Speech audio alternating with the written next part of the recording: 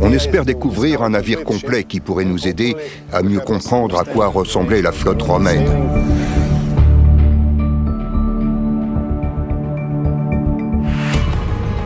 Les analyses scientifiques menées sur les vestiges organiques du navire ont déterminé qu'il datait du 1er siècle, en plein âge d'or de l'Empire romain.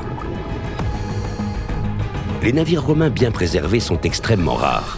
Seule une poignée d'entre eux a été trouvée. La découverte a donc fait les gros titres dans le monde entier. Quant à la nature de ce navire et du voyage qu'il a terminé ici, il y a 2000 ans, le mystère reste entier. On espère découvrir un navire complet qui pourrait nous aider à mieux comprendre à quoi ressemblait la flotte romaine. Au long de cette saison, la mission de l'équipe est de déterrer le reste du navire du fond de la mer afin qu'il leur apporte enfin des réponses. On va creuser les zones numéro 8 et 11. On commence par ces deux-là, puis on verra pour la suite. Les fouilles sous-marines présentent de nombreux défis. Le navire vieux de 2000 ans est extrêmement fragile. Et les prévisions météorologiques à long terme étant mauvaises, l'équipe dispose d'une minuscule fenêtre de 8 jours seulement pour terminer l'excavation.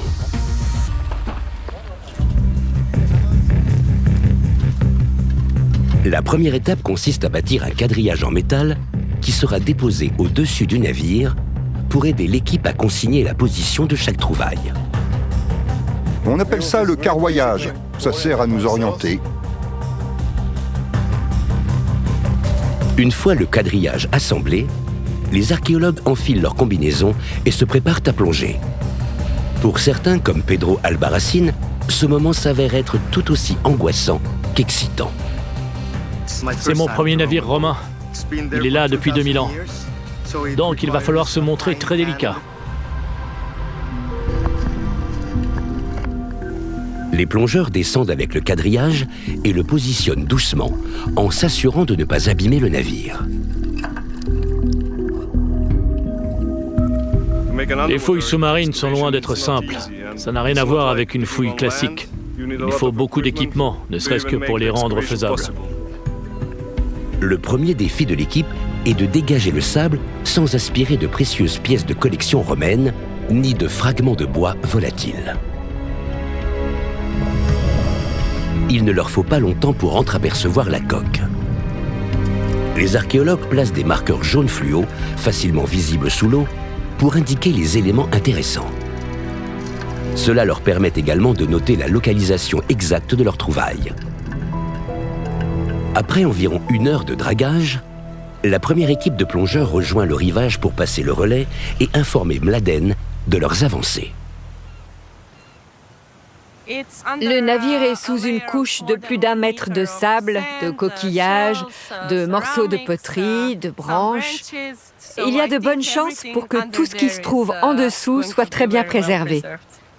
Mais on verra bien, il faut qu'on creuse. Les archéologues espèrent découvrir quel type de navire est caché sous cette couche de sable. Au 1er siècle après Jésus-Christ, la mer Méditerranée était dominée par l'Empire romain et traversée par des milliers de navires de toute nature. Les navires de guerre principaux de Rome à cette époque étaient les Liburnes. Longs de 33 mètres, la proue équipée d'un bélier, ils venaient percuter les navires ennemis.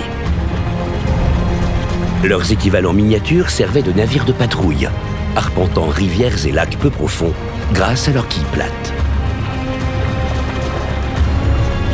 Les navires de commerce étaient plus profonds pour pouvoir transporter leurs lourdes cargaisons, mais ne pouvaient mettre à quai que dans les ports aux eaux profondes.